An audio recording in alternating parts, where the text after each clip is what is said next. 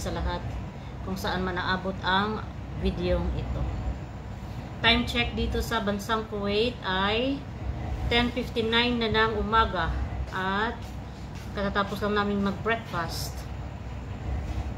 At dahil wala yung aming tagaluto, ay magluluto yung aking kasama ng adobong manok para sa aming pananghalian. Maaga siyang magluto dahil yung alaga niya ay tulog pa. Ganyan tayo dito mga OFW. Dapat habang tulog pa yung mga amo or mga alaga ay magluluto or gagawin na natin yung kung ano yung kailangan nating gawin para pag gising ng alaga ay okay na ang lahat. At ito na nga, dahil tulog pa yung alaga ng kasama ko, ay nag-prepare na siya ng mga ingredients para sa kanyang lulutuing adobong manok. Ngayon titingnan natin. At ito yung kanyang ingredients sa kanyang adobong manok. Mayroon siyang garlic na pakadami, ginger, sibuyas, at mayroon siyang or lalagyan niya ang kanyang adobong manok ng itlog din ng manok. Saan galing ang manok? Hindi sa itlog. Saan galing ang itlog? Hindi sa manok. Bahala na kayo kung ano ang ibig kong sabihin. At mayroon din siyang patatas. At ito yung kanyang aadobuhing manok. Ayan. Ayan na siya. Ang kanyang menu for today is adobong manok. Mag-uumpisa na siyang magluto. Ngayon ay maglalagay na siya ng kanyang uwil. Dahil lulutuin niya pa raw ang kanyang patatas.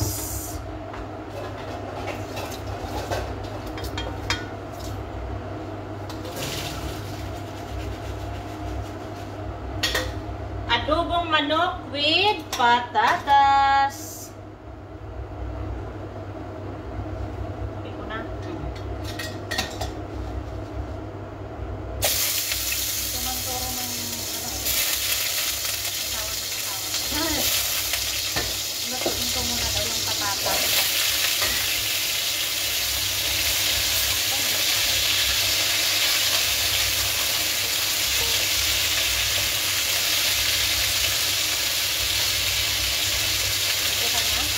Isasatay mo na yung patatas.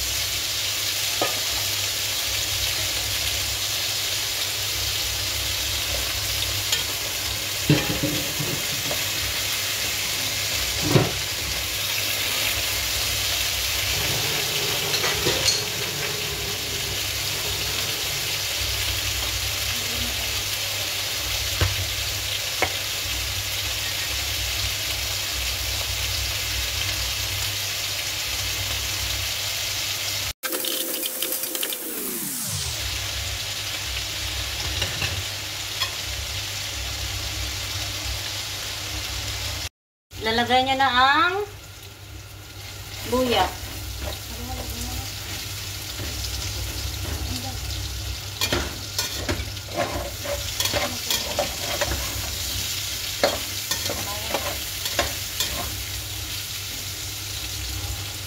Bawat lugar ay nilagay na natin ang bawang.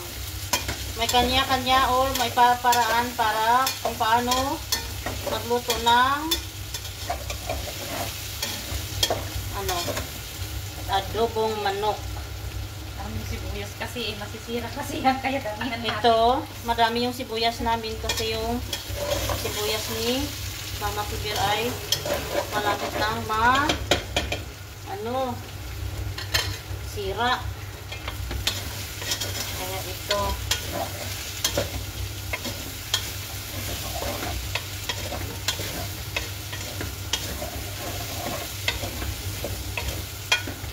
Ayan na siya. Ayan na. Wala na yung mantika niya, oh.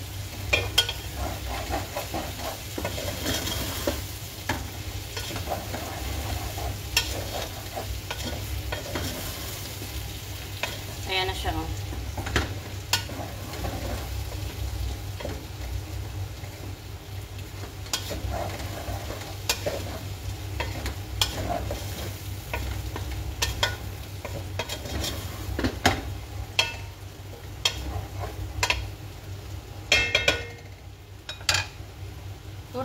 Kulang yung mantika.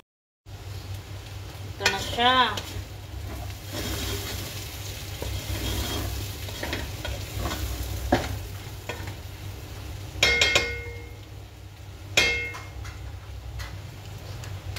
Na yung manok.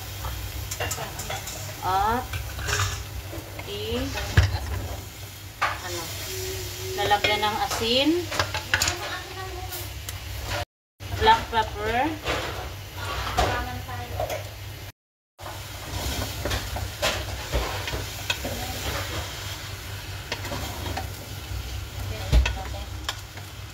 magic sarap, ang paborito ng mga tao dito sa bahay. Paborito daw. Sige.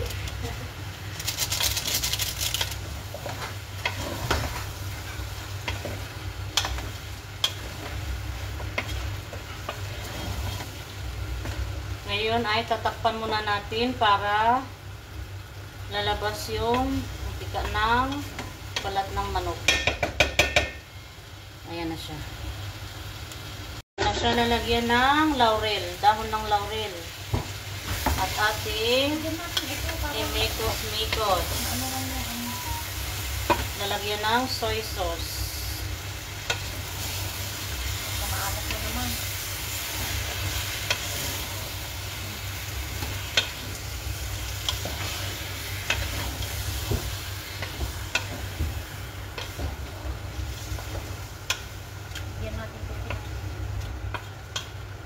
At atin nang lalagyan ng mainit na tubig. Para lumambot. At papalambutin natin mga besh. Ayan na, hahayaan lang natin lumambot. Tatakpan natin ulit. I-check natin. At yan na nga, nakulo na. Ating hahaluin.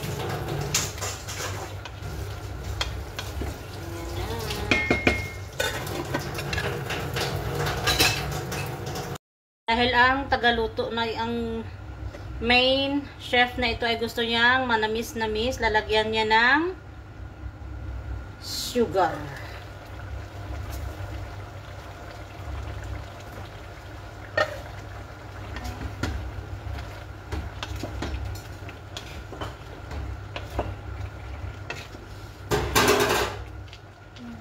Umulay kaya?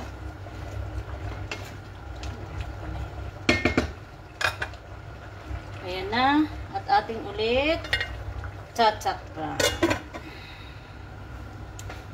Ito na yung ating update sa adobong manok. At yan ang main chef sa minong yan. Dahil request niya yan. Sarap naman. Tikman ko. Baka maalat. Titikman niya ang kanyang niluluto.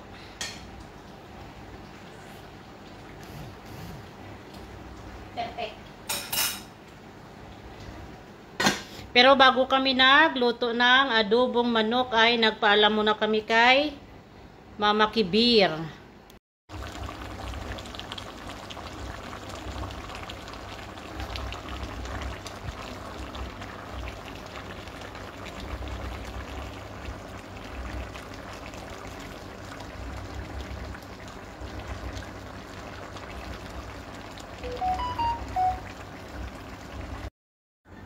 Ang sarap ng amoy ng adobo, grabe.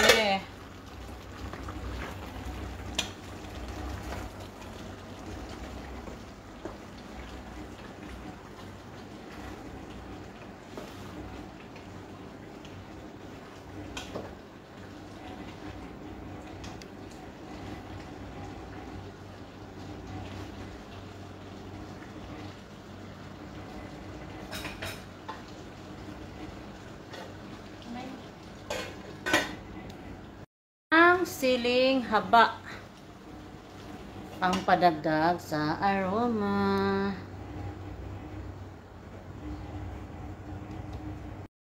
At lalagay na natin ang itlog. Mayroong 5 itlog. At pagkatapos niyan ay tapos na ang ating adobong manok with itlog. Okay na yun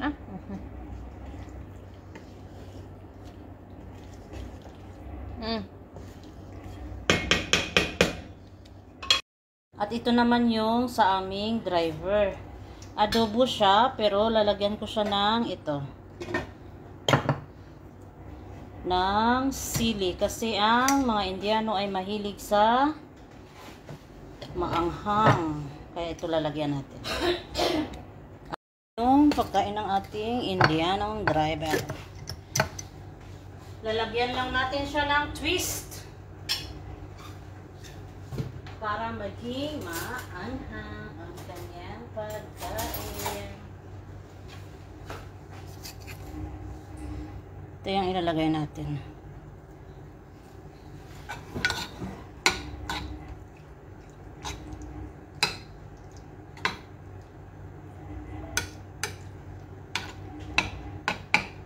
Ayan na.